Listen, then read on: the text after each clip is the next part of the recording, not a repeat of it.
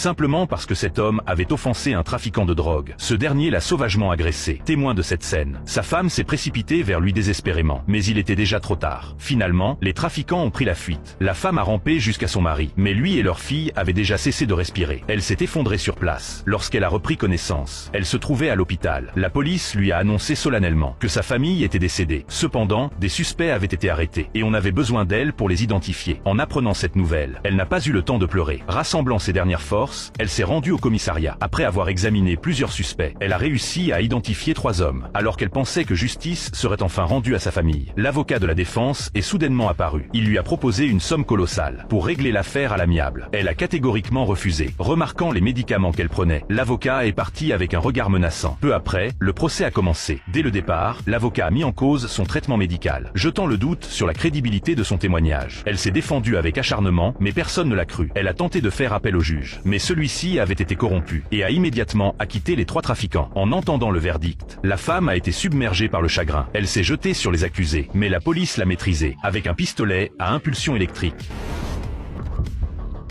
Pour éliminer cette menace, les trafiquants ont falsifié son dossier médical, tentant de la faire interner en hôpital psychiatrique. À ce moment-là, la femme avait retrouvé ses esprits. Elle a compris qu'elle seule pouvait venger sa famille. Elle a neutralisé le personnel présent